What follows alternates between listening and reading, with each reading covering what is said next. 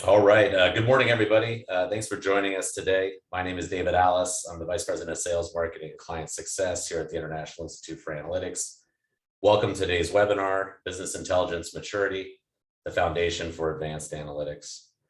Before we get started, a couple brief housekeeping items. You'll be able to submit questions and comments via the chat window, and we will work to answer those questions either during the presentation or at the end if time are permitting.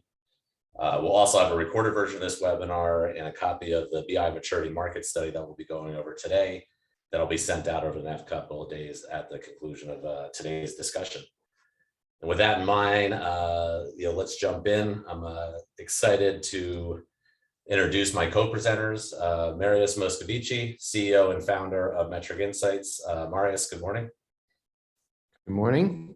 Glad to be here. And then I'd also like to introduce Marc Demarest, CEO of Noumenal. Morning, everybody. David, thanks for letting me participate. Yes, and I'm certainly excited to be on the call with you guys. You guys have a bunch of experience in this area that I think will help all the attendees of today's webinar. Yeah, we do have a packed agenda today, so we'll jump right in. First, we'll talk a little bit about why business intelligence maturity matters. We're going to be excited to kind of go through a new BI maturity framework that we've been developing over the last several years. We'll also go over a market study that Metric Insights and IIA basically co-sponsored and produced. It's got some great insights and findings around not only business intelligence maturity, the best practices that any organization can leverage. And then, of course, we'll go over some of the high-level findings, recommendations, and hopefully have an opportunity for some Q&A. I know we've got members of both the II community and the Metric Insights community on today's call. So why don't we go over a quick overview about our organizations. I'll kick off and start a little bit about IIA. IIA is the leading research and advisory firm for companies making the transition to data-driven decision-making and advanced analytics. Companies trust IIA's unbiased expertise to improve analytics team effectiveness, develop analytics leadership, and assess analytics capabilities. And we deliver value through three service lines. We have a research and advisory network, which really provides clients access to the largest network of independent analytics expertise that they can apply real practitioner insights to the initiatives, projects, and challenges they're working on. The Analytics Leadership Consortium provides moderated cohorts of analytics executives from diverse industries. These cohorts meet on a regular basis and discuss effective strategies and best practices, while also thinking around how to innovate around BI and analytics. And finally, we have a whole family of analytics maturity assessments. These assessments are designed to provide clients with actionable diagnostic insights and recommendations for improving their enterprise analytics maturity, the capabilities of their analytics organization, and the skills of their individual contributors. And a lot of our experience in assessment, I think, will be brought bear today in our discussion. With that, Marius, let me hand it over to you and give us a little background on Metric Insights. Thank you. So yeah, Metric Insights is an enterprise BI portal, and we provide essentially a governed environment to deploy all of your analytics across the enterprise in a way that will, both handles your compliance and governance requirements, but also really boosts engagement, data literacy adoption. Let's jump into the first topic and talk a little bit about why business intelligence maturity matters. And there's kind of 5 key drivers from our perspective that we'll go over. The first here is that business intelligence maturity really drives and scales data-driven decision-making and data-driven culture across the enterprise. Certainly when we do an analytics maturity assessment, the vast majority of the business stakeholders we're gathering information from are leveraging business intelligence. And then, of course, working with clients, we see data culture, data literacy initiatives driven really around the BI users and how effectively they can use those assets. The second key thing, given the widespread nature of business intelligence, it certainly helps unlock the business value of every organization's data investment. And this, again, is that primary point where they're accessing a lot of data and insights across the organization. Again, falling back on our assessment experience, business intelligence maturity allows organizations to more effectively allocate data and analytics resources. And we certainly are probably on too many assessments we see today where the vast majority or significant portions of an analytics and BI organization are actually servicing ad hoc reporting requests or BI requests and not really operating in some of the higher value areas. Introducing things like self-service can help free up those resources and make the organization more effective. The fourth one here is that, business intelligence maturity helps drive the demand for advanced analytics.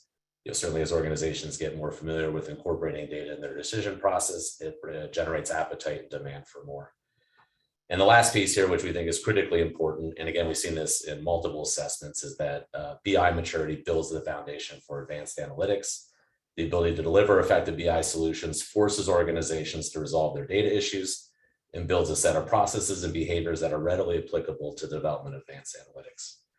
And with that in mind, I'd just love to jump in and get maybe Marc's thoughts on maybe what he sees as the most important drivers, and then we'll go to Marius and get some of his perspectives. Yeah, I'd like to focus people's attention on that fourth bullet, generating demand for advanced analytics. I suspect there are folks in the audience who, like me, either are working with supply side advanced analytics teams who are unable to get project level traction with their demand side constituents, or are bemoaning the fact that they don't seem to be able to find any naturally occurring demand for predictive, prescriptive, embedded analytics, what we generally think of as being in the advanced analytics domain. And I think that's because those organizations have BI sufficiency problems. And one of the ways we know that that's true is that there's an imaginative ceiling on the demand side, that folks can only talk about their decision-making needs in terms of access to data or access to reports and dashboards. So I think that getting at that imaginative ceiling and raising it, showing the demand side decision makers the limits of descriptive and diagnostic BI is really what leads to the breakthrough in the firm's information economy. Yeah, from my perspective, I think, the thing that we see kind of over and over again, when we're talking to various organizations, it's really bullet number 2 comes up more than anything else. Really the need to unlock business value from the data investment. And really what we're finding is that there's just a lot of frustration around how much hasn't been invested in the data infrastructure and the BI tools and technology stack. And yet, when they really look across the board at the level of adoption and engagement and the value that generates, that it falls short kind of across the entire stack, whether that be even in the basic reporting all the way through the more advanced analytics. And there are a number of different reasons that takes place, but it essentially fundamentally leads to sort of a great deal of wasted resources. Whether that means that it's folks due to this lack of maturity that the users are going to analysts for questions that they should be able to self-service, as well as or not finding the information that they need. Yeah, Marius, that's a great point. I mean, I think a lot of our assessments clients are actually really looking at trying to get to the core reasons why they haven't unlocked some of that investment. So that's a great point. Next, let's just jump into this concept and idea of a business intelligence maturity framework. And Marc, I'll have you kind of lead the discussion here, something we've been working on for a number of years. Great to kind of talk about it today. Sure. So David and I started looking seriously at this problem, I think it's been almost 3 years ago now, in an attempt to understand why a particular cohort within our AMA clientele was scoring out on the AMAs the way they were, but more importantly, was not making significant year-over-year progress as measured by the AMA. And what we concluded as a hypothesis was that there is a business intelligence sufficiency threshold, that organizations who accelerate rapidly into advanced analytics and who make material progress quickly have achieved a level of sufficiency in business intelligence. So this framework is an attempt to describe what that sufficiency looks like. And the first thing to note is that there are 2 sides to it. The data stack, which talks about the data asset and how it's managed and made available, and the analytical stack, which is much more about adoption, utilization, embedding in business practices.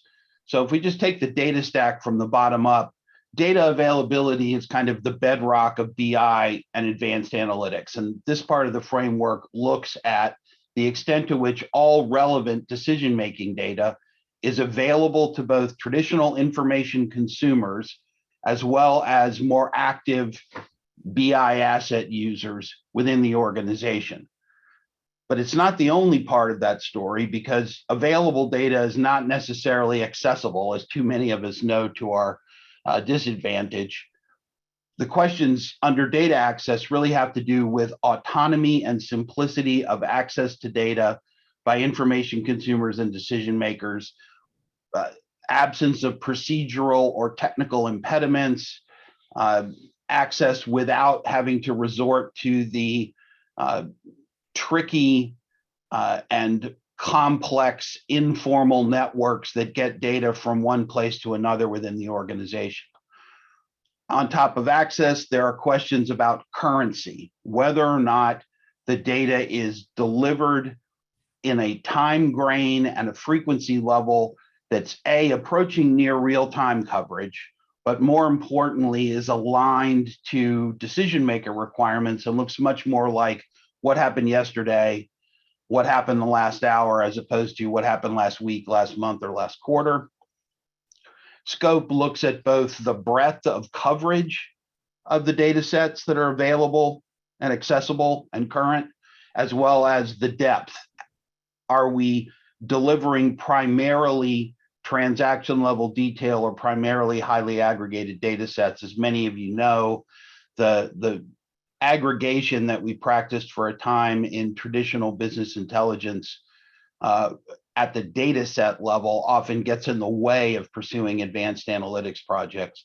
And then finally, at the top of the stack is fundamentally the most important area of this side of the business intelligence maturity problem, which is what does the organization do to create and maintain confidence on the part of the decision makers and information consumers in the data that is available, accessible, current, and of appropriate scope.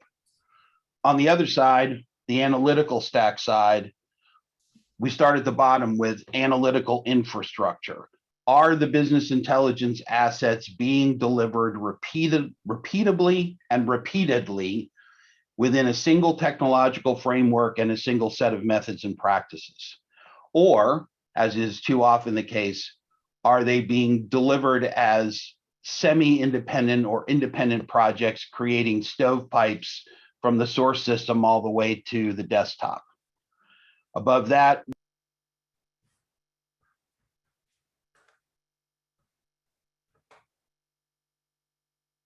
looks like we lost. Yeah. We'll give him a. yeah, apologies, sorry. Yep. Yeah. On top of that, we look at adoption, and the questions there are really all around how are the available BI assets used across the organizational hierarchy from the front line through middle management to senior executives. Beyond that, we are very interested in understanding analytical responsiveness, which is how good is the supply side at responding to new and changing demand from the demand side.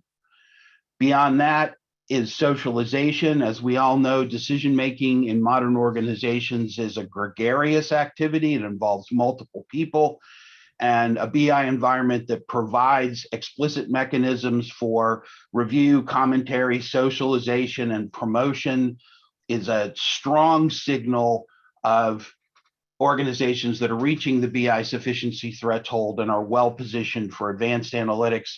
And then last, but critically important, is there significant evidence that the BI assets in play in the organization are integrated into the organization's business processes and practices?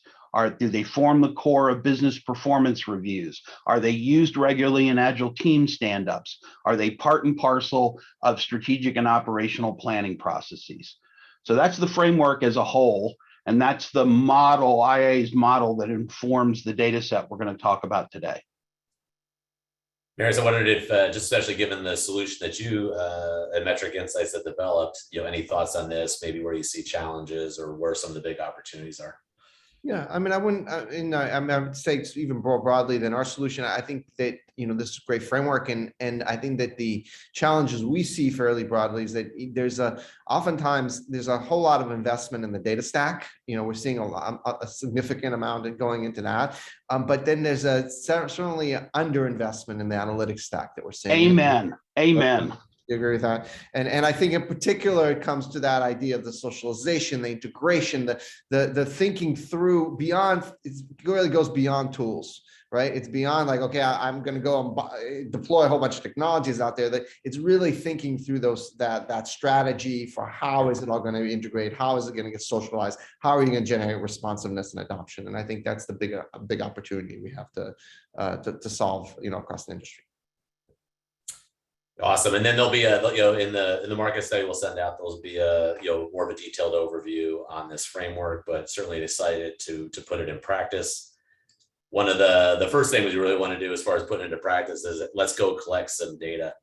And the International Institute for Analytics, we've been collecting analytics maturity data now for over 5 years. We have a kind of a proprietary research process from collecting that from companies. We applied that process to this market study in conjunction with Metric Insights. And the key thing here about this study, as we go through some of the details, is we are targeting what we perceive as market leaders. And some of that's based on the fact that we've got some analytics maturity data around them and know that they're reasonably advanced. So we basically developed a survey that is designed not only to measure core aspects of the framework that Mark went over, but also some kind of best practice items that we see as helping to facilitate the advancement of BI maturity. We collected data from 86 companies. Overall, the survey involved 38 questions that we targeted and screened appropriate BI and analytical leaders to fill out. And ultimately, we ended up collecting 67 metrics related to this concept of BI maturity and some of the best practices involved. And again, these are leaders from a variety of different industries, which is really important as we go into this discussion. Really trying to establish some benchmarks around what the best practices of these leaders are, and ultimately how business intelligence maturity helps drive analytics maturity. Now, as a kind of the next step of this presentation, we're going to go over kind of at a high level here 5 key findings, and then we're going to deep dive in each of those findings and look at some of the more detailed data around them and discuss about what the potential impact is. So again, kind of the core 5 key findings to leverage out of this is that the first one here is that companies with advanced levels of BI maturity adopt an enterprise-wide data platform, common data platform. The second key piece is that data management and data governance are critical to advancing BI maturity, and we've got some specific data references on that. The third, and this is certainly interesting, is the adoption and utilization challenges that we see in less mature companies still persist in companies with higher levels of BI maturity. So I think this is always a challenge that organizations need to orient around. The fourth piece here is really all these BI leaders have systems for engaging in supporting stakeholders, and that's a critical component for advancing BI maturity. And stakeholders here are really those business stakeholders, the people that we expect to use BI assets, reporting assets, or see the benefit of those being widely deployed in the organization. And the fifth piece here is really, or the fifth key finding here is that business intelligence maturity drives analytics maturity. So let's deep dive in on some of these findings, leveraging some of the questions and data from the survey. So the first piece here around that common enterprise platform, as we see, 68% of our BI leaders have a common data platform. 80% are well along the way of leveraging the public cloud.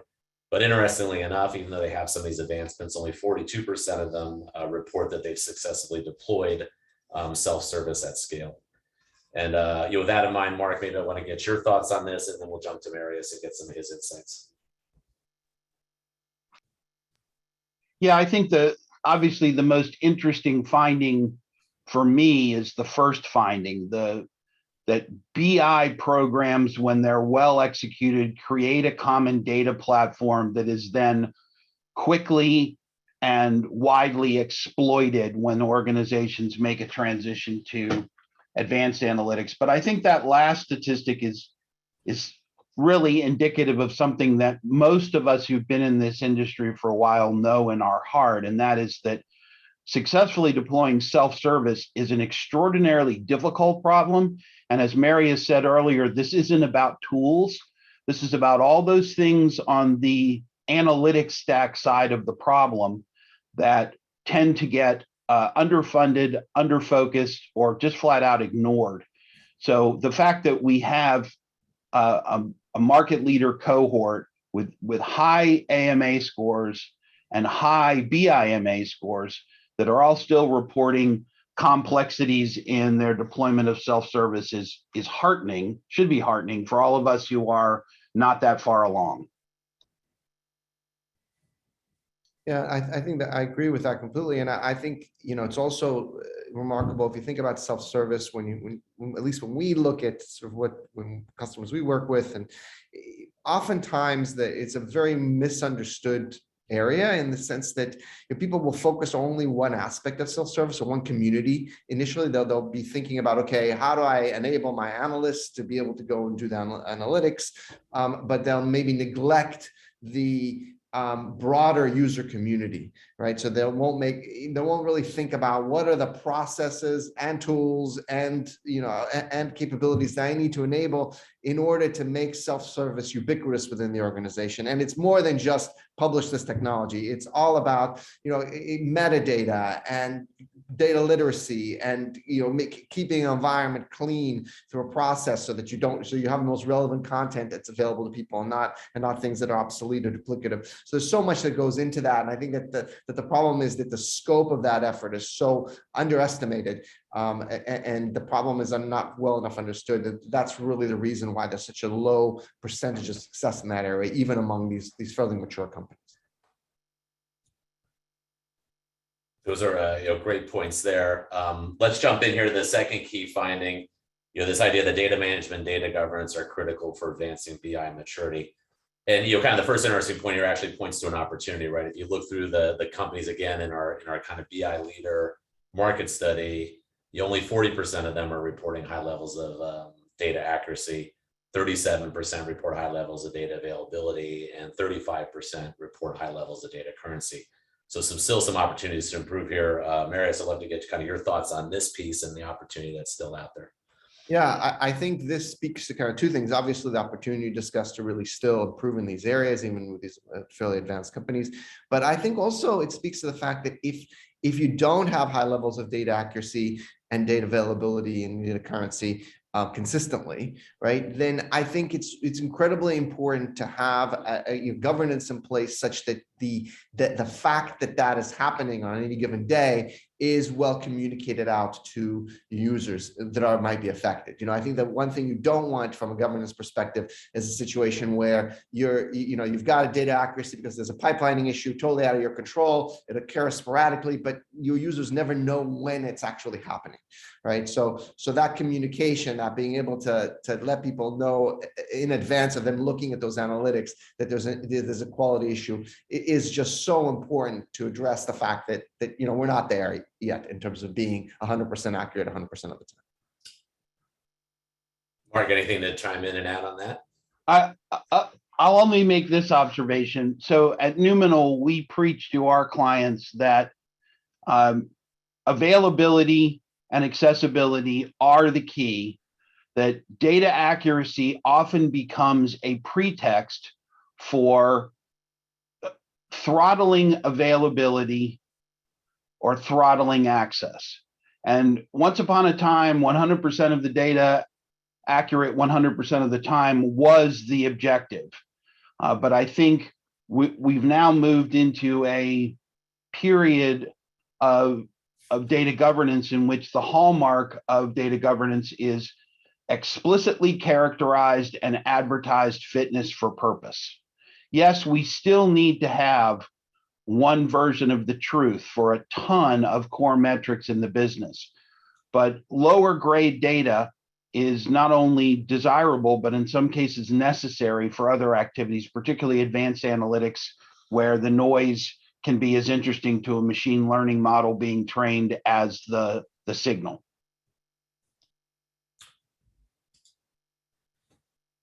And then also great points. Let's talk too a little bit about again around the data management, data governance being critical, the type of things that these companies have in place, right? So over 80% use formal models, processes, and procedures with enforcement around data management and data governance. 84% are deploying automated data quality checks, and then 79% have mechanisms for capturing and sharing metadata. And Marius, again, I know with your experience, I'll point to you and maybe give some thoughts on these areas and what it means for other companies out there. Yeah, I mean, I think it's very natural to start with, data quality. That's often where people begin their governance journey, and then move over, establish based on that, models, processes, procedures, and then try to sort of capture metadata as a part of that. One of the challenges I see very often is that there's oftentimes a gap between the aspirational, things that people want to accomplish from an enforcement perspective and what actually happens. They're just because it's very difficult to scale out. Things all the way to the endpoint, all the way to the point where you have users that are consuming the content being aware of the fact that this particular visualization has PI data, or that it contains sensitive information, or things of that nature. So it's really, I think, important to consider these things in a holistic way, and make sure that you've got kind of a strategy and a solution that takes care of from an end-to-end perspective, all the way from the data consumer, the analyst is producing the content is aware to it, but all the way to the end consumer of the visualization or analytic that's being created in the business that you've enabled consistency across the board in these processes and procedures. Yeah, and I will say from our experience on like the analytics maturity assessment side, I'm still surprised to the extent that companies are trying to actually put advanced analytics into practice without some of these core processes in place. So again, good tie-in on the foundational nature. Why don't we jump ahead here to finding number 3, which is really around adoption and utilization. So again, here we noted that adoption and utilization challenges persist even with companies with high levels of BI maturity. On the positive side, our collective group of companies have 90% adoption rates across the key decision makers, right? Either they have moderate adoption or high levels of adoption. So that's a positive. There's some interesting data in the details there.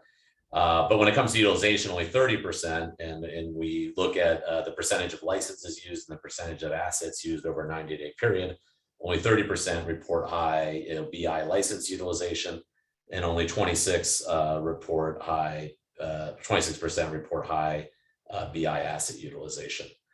And on this first one here, we'll jump in and just talk a little bit about adoption on strategic or adoption of decision makers.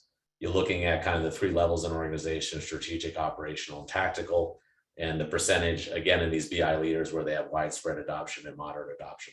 And Mark, maybe I'll turn to you to get some perspectives on this and kind of what it means for the rest of us out there. Yeah, so this was particularly interesting finding for me. I spend a lot of time these days as an IIA faculty member working on data-driven cultural assessments. And one of the things we find again and again with the DDCI is that the transition to a truly data-driven, analytics-oriented culture is typically gated by mid-level management. And the classic failure mode scenario is a senior leadership team that is very vocal in their support for data-driven culture, but maybe doesn't utilize available resources themselves.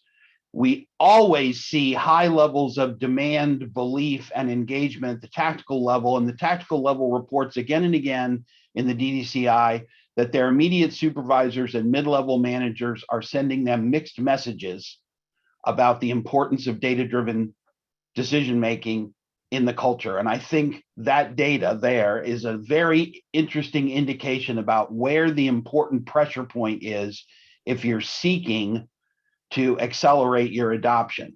It's not at the tactical level, and it really isn't probably at the strategic level. It's there in the middle where cultural values get communicated to operating teams. Marius, I'd love to get your thoughts on this too.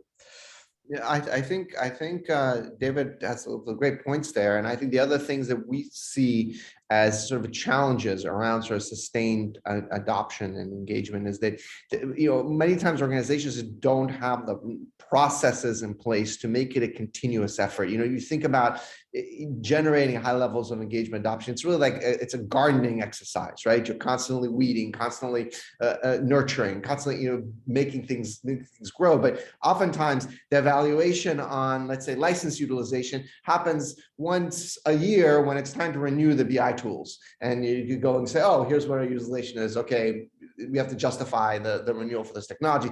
It's not happening on a quarterly or monthly basis by the analysts that have the content creators that have they're pushing content out there to see which is the community they're not reaching, and then it's not being fed into a process whereby they are really thinking about how to actionably make changes so that to increase engagement. Where do I need to promote content?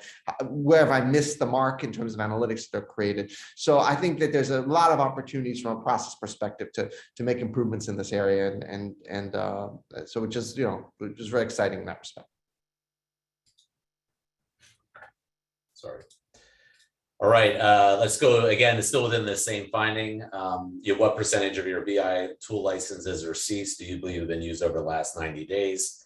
Again, we would look at high utilization. Only 26% of the companies are reporting that, and slightly better on the actual report assets themselves. But again, overall relatively low levels of utilization, or at least not maximizing the potential utilization. Marius, any other thoughts on this? I know you touched on a little bit on the last comment.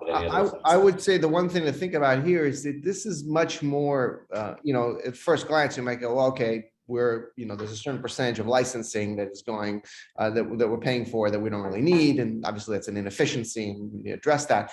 But there's a much deeper cost that's belied by this, which is that you've got a large percentage of your organization that is simply not using analytics, not using the content that's being created, which means that all of the effort that is going into building those visualizations, creating analytics, building the data pipelines, everything associated with the BI stack is being wasted on those folks, right? They're not benefiting from that.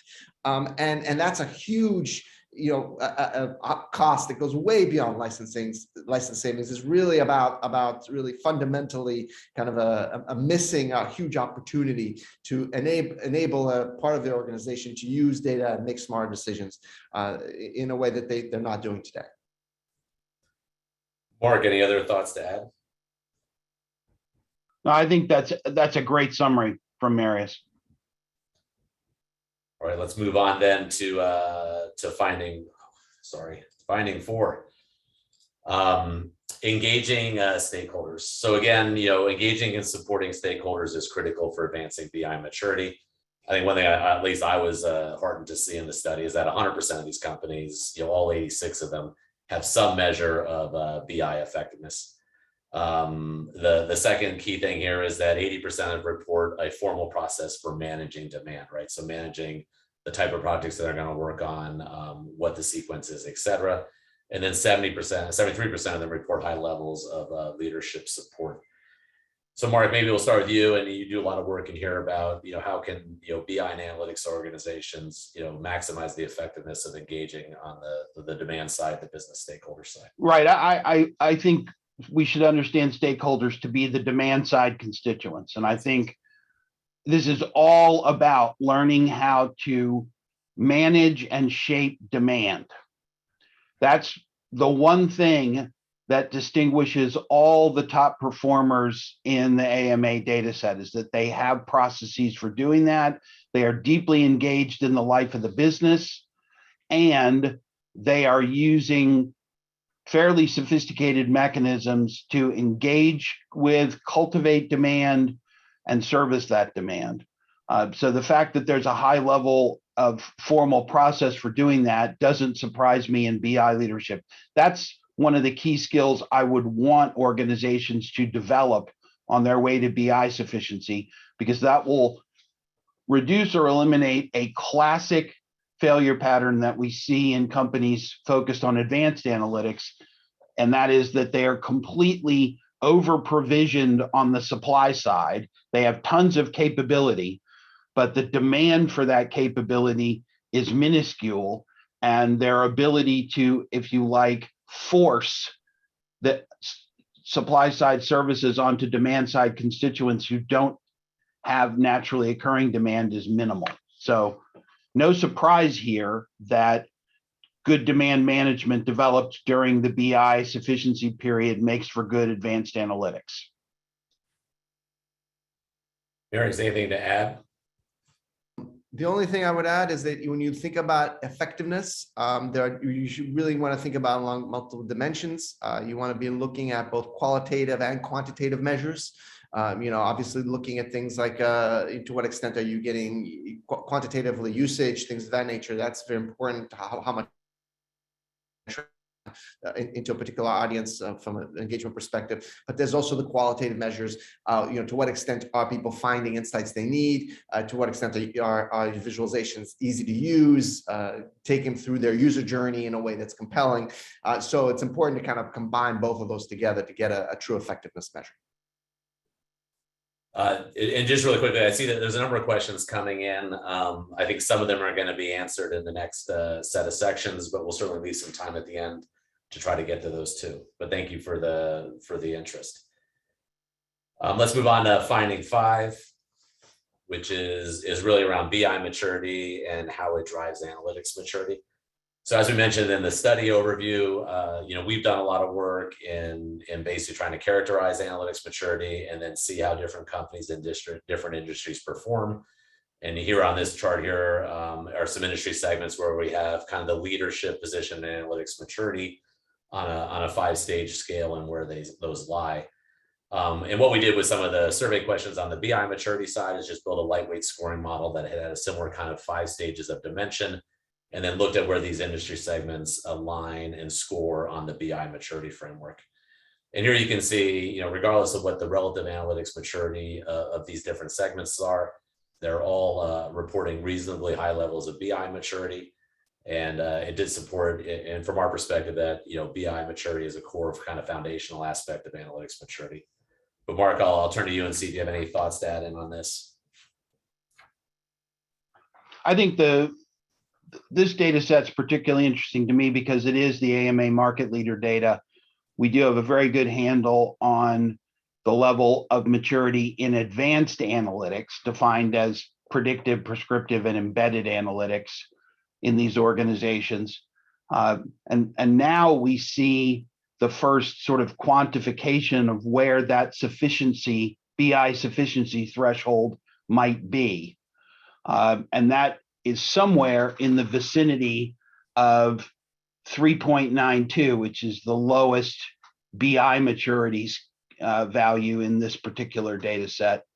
That, to me, that jives generally with my belief that a fairly high level of BI sufficiency is required in order to have rapidly accelerating capabilities and results in advanced analytics. Marius, anything to potentially add? No, I think Mark summarized it very well. Yeah, and again, one of the key things, just looking at some of the questions here, is that both the BI maturity framework and analytics maturity are enterprise frameworks. So a core component here is going to be focused not only on how consistently insights are produced, but also how consistently they're consumed. And that might be why some organizations, even though they're doing relatively advanced things, for example, in analytics, would score lower than expected because they haven't, they don't have the capability to leverage it across the enterprise. So let's jump in here and make sure we get to the kind of the meat here. What are some core recommendations that we can do based on some of the insights from this study? And there's kind of 5 recommendations we'll go over to there. Some of them are closely aligned with some of the insights we've seen. Recommendation number 1 is really to pursue an enterprise-wide common BI platform and stack. The second key thing here is to be intentional with data management, data governance, and most importantly, data availability. The third piece is to really implement a business intelligence lifecycle management approach. Not just think of these reports and assets, but as something that has a whole series of activities, including continuous enhancements and monitoring, that you'll want to include in. The fourth end here is to really build robust processes for stakeholder engagement. And we'll talk about some of the specific tactics that you can deploy there. And the fifth item here is to really, even though it's very difficult, drive to have self-serve initiatives, be successful, and really do that through built-in community collaboration and support. And the first recommendation here is really on that enterprise platform. And here we just asked the participants in the survey to characterize the platform and how would you describe it. I think the key thing here is the majority of companies have multiple data sets or rich data sets they can use, and at least some levels or ranges of tools that can be deployed for generating insights. But Mark, I'd love to jump in and get your kind of thought process on, or your thoughts on how would you characterize this platform? What are some of the tricks of getting it effectively deployed? Yeah, I think that we have to think about the common data platform now as something more sophisticated than just an ETL tool that everybody uses, plus one or more data warehouses with tiers of dependent data marts and a common query reporting and dashboarding framework. Clearly, metadata capture and reuse is important here, and the survey suggests that that's part of the platform. The ability to inspect utilization is critically important and often missing. And the ability to morph that platform into something that can support data science work, including training, validation, and deployment of machine learning models, is an equally critical part. So when we look at the industry standard blueprints for data lakes and data lake houses and now data meshes, those kinds of blueprints should be informing the platforms that we're building out now if we're focused on our BI maturity and on preparing well for advanced analytics. Yeah, Marius, anything to add on this point? Yeah, I would say that one thing that we've certainly noticed is that, as organizations sort of move along in the maturity model and expand their usage of analytics, get more machine language models in place, more advanced analytics, people building our Shiny apps, whatever is happening internally. All of these things, all these additional tools and capabilities, they're not necessarily displacing existing technologies. You're still going to have users that are consuming analytics through Excel, right? As well as traditional BI tools, as well as these advanced capabilities. So I think that this really speaks to the fact that it becomes increasingly important to have a strategy and a capability in place to have governance across that entire stack. Right, everything from the most primitive, the technology that existed in the 1990s, right, like somebody consuming something from Excel, all the way to somebody that is taking and using a data science component to do some kind of predictive work, and so thinking about it holistically and thinking about it and applying a strategy that applies across the board is incredibly important to be successful. We'll certainly touch on that more in some of these other recommendations. Let's go to recommendation number 2, which is a great segue, Marius, from what you were talking about, which is the need to have data management and data governance. And again, in the market study itself, we collected a variety of different metrics here. Here's just one example of kind of the metadata that's associated with BI assets as part of the publishing process. But Marius, let's jump in and get some of your thoughts, or expand on some of your thoughts here around what to do and how to effectively deploy these techniques. Yeah, I think it's important to think about metadata in a much broader context than oftentimes we think about it today, in the sense that it's not just about sort of capturing the information that you need for compliance with your policies and procedures, right? Metadata, especially effective metadata capture, ought to feed into a whole way to boost literacy and engagement, right? So if I'm consuming analytics, if I have the right metadata wrapped around that analytic at the point of consumption, if I can understand, what are the glossary definitions that this maps to, so that I can see it, so I can know that this is a particular thing is measuring sales, and here's how sales is defined in here, and here's the universe of other objects that use the same sales definition, and all those kinds of things. And I also know that it contains sensitive information, and there's certain ways that I should be able to use this information, certain ways I should not do it. That entire universe of metadata encapsulates what I really need for full data literacy and to be able to get value out of the analytic. And I think so we need to think about metadata in this very holistic way in order to really generate a lot of value from it. All right, let's move on to the third recommendation, and Marius, we'll go right to you again here on implementing a BI lifecycle.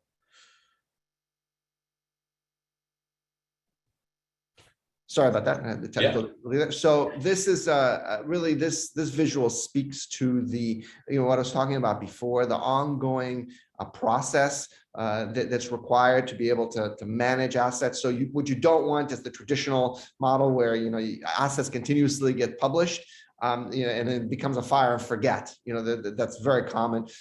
Analysts move on to build the next thing, and then that other thing just lives way past its point of obsolescence, and just becomes clutter in the environment. So to avoid that, you need a BI lifecycle, and we've seen these to be the key steps of that lifecycle. So first of all, you want to make sure that you synchronize all of your content into some kind of a governance platform where you can then have it all controlled and have a single sort of form of governance that gets applied to it. You want to publish the content that is only the relevant content, the things that people actually want to consume, and then publish it in a way where the right metadata gets wrapped around it so that you are promoting data literacy, promoting engagement, making it easy for people to find the right content and understand what other content is related to the thing that they're looking at right now.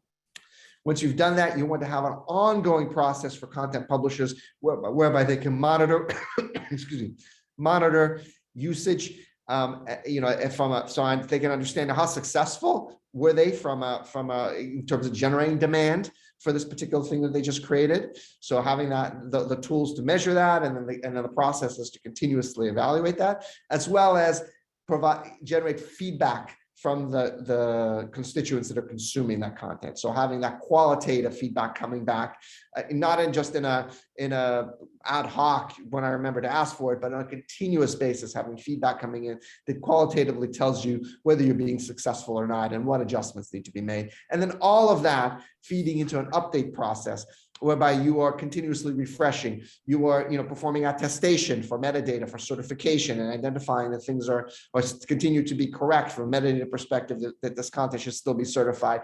And then you're deprecating content that should not be there anymore because it's obsoleted and something new is out there, as well as maybe promoting content that is being underutilized, identifying pockets of unmet demand where there's an opportunity to boost that demand through awareness around content that's there, and making sure that awareness is taking place. So kind of going through this continuous cycle through, having both process and technology to enable that we see as sort of the key to being able to have an effective life cycle and avoiding the traps that lead to low engagement or low self-service today. Mark, anything to add here? I know you've got some experience working with clients on analytics lifecycle. Yeah, I guess my comment here would be to kind of summarize what Marius has said in the last few minutes into a bumper sticker, which is that in high-performing BI and advanced analytics companies, metadata of all sorts ends not with the data catalog embedded in the platform, but it ends on the glass in the interaction with the user. In far too many cases, Noumenal principles find that organizations are completely unable to answer basic questions about BI asset utilization. And when that's the case, we know that we're looking at an organization that isn't actively curating its demand, and consequently at an organization that's going to just struggle when the assets being delivered are not reports and dashboards, as is the case in the traditional BI world, but are actually predictive and prescriptive analytics, many of which are intended to be embedded in the work practices of folks. So it's all about metadata. You have to manage these things as a life cycle, and you have to capture metadata from the source system all the way through to the user interaction on the glass. All right, good points on both fronts. On recommendation 4, again, back to this concept of engaging, stakeholders or engaging demand side. We did see a question on some of the different ways that organizations measure the effectiveness of their BI assets. Again, some of the details in this will be available in the market study that we'll present. But you can see, a variety of different techniques are used. And again, 100% of the companies in the study had some, some way of measuring the effectiveness of their BI assets. And then this other point here is that most of these companies engage in multiple techniques too, right? So it's not just one particular thing they're looking at effectiveness, but they are collecting data on multiple techniques.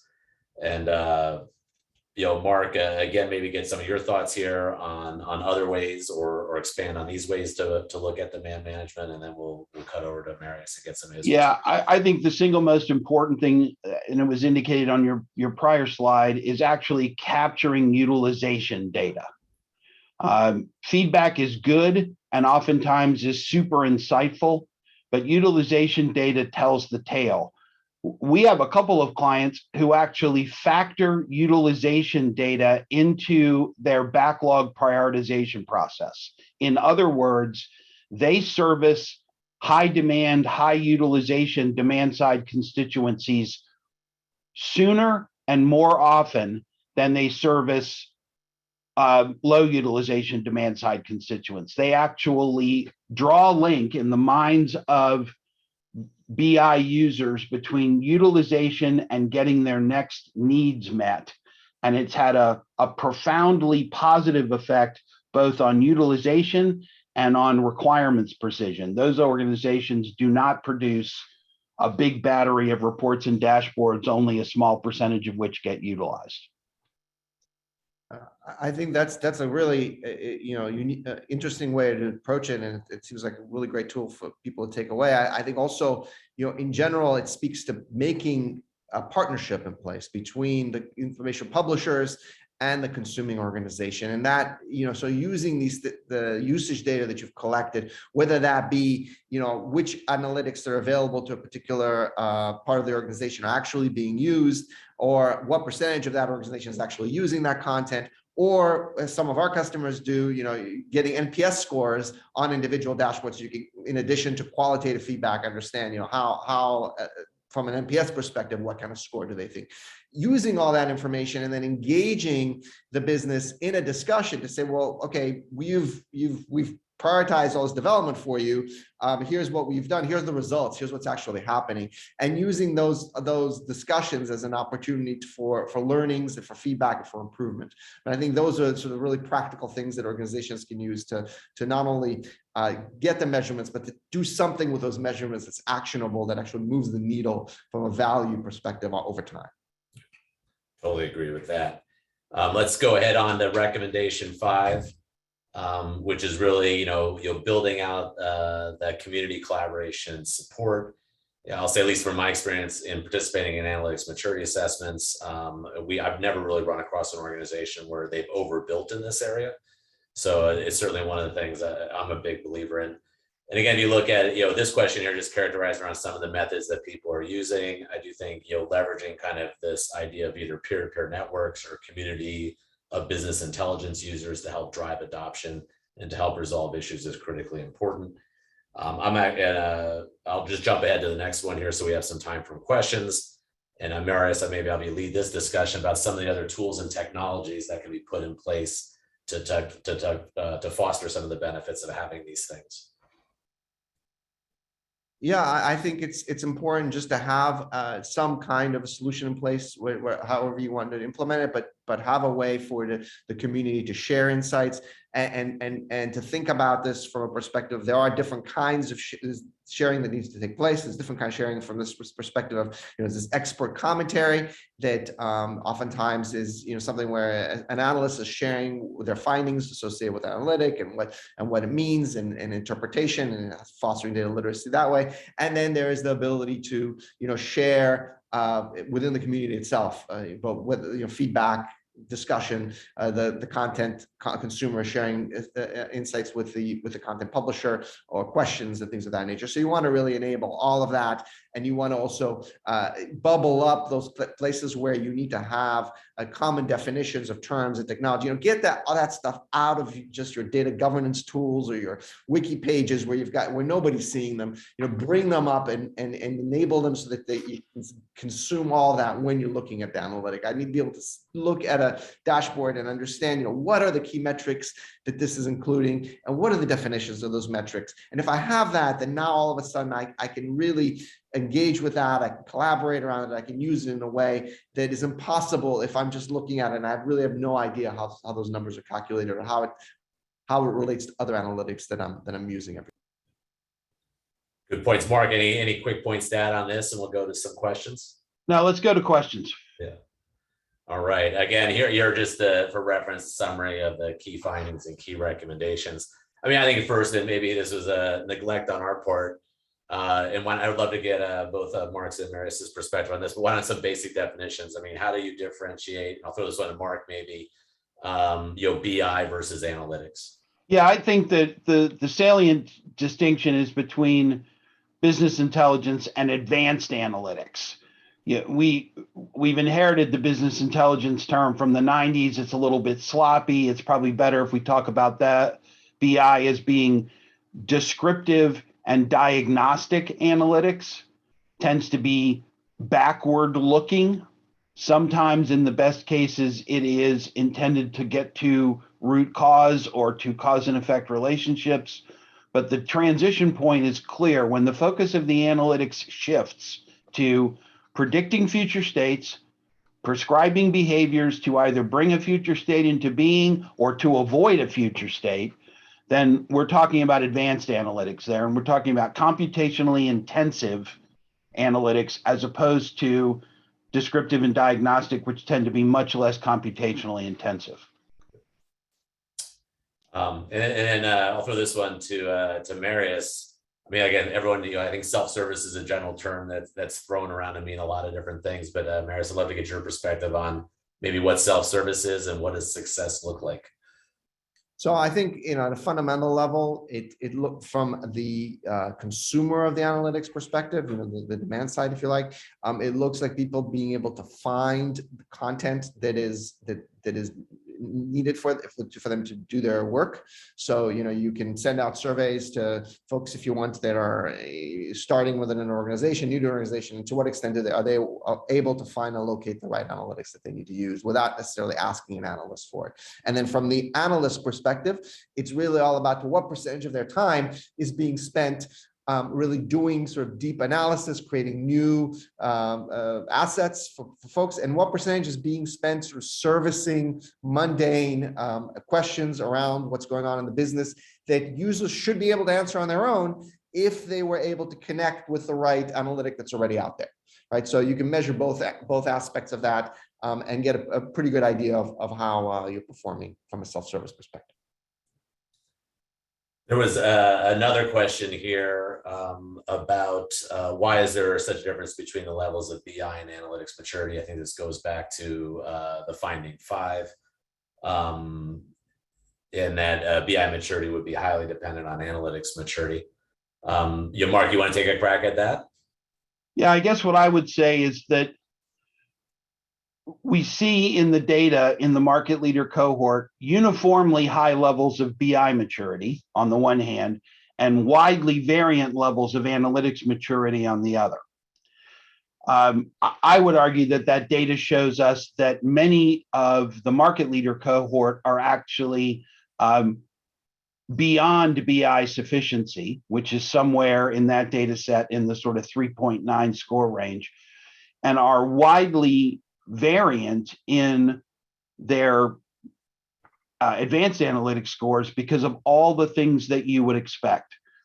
First and foremost is the vertical or the industry in which they operate and the external pressures on firms in those industries to move into advanced analytics, exploit them, and embed them. So we obviously see much higher AMA scores in tech and other areas than we do in organizations that don't have as much pressure or maybe have way more BI pressure, particularly around regulatory reporting. There are issues around those vertical industries and the complexity of the source data. So healthcare source data is notoriously an order of magnitude more complex than other organizations. The key with BI maturity is, in my opinion, not to max out your score, but to hit the sufficiency point and then make the transition to advanced analytics as rapidly as you possibly can. All right, and then maybe one more quick question. Marius, so you've worked with a lot of companies on this. There's a lot of questions around, kind of manage and demand, best practices, et cetera. I think we covered a lot of that, but anything that you might point as maybe the #1 thing to focus on, or something that we had missed in some of the data we presented as far as effectively manage that, the demand side of the equation? I mean, I think we covered really some of the key aspects of it. I think it's really, there isn't a sort of a silver bullet here. I would just say it is about developing a process that includes the key stakeholders in it, making sure you have measurements in place so that you know how you're doing, a baseline, and then continuously measure against that baseline, and then iterate, and iterate. And again, through a collaborative process. So it's not a do one thing and then walk away. It is get stakeholders involved, figure out what your strategy is, execute on that, and then see how you're doing, and then continuously iterate. I totally agree with that. Well, anyway, guys, I think we're at the top of the hour. Marius and Marc, thank you for the insights. Thank you everyone who joined in and you participated with questions. We certainly appreciate it.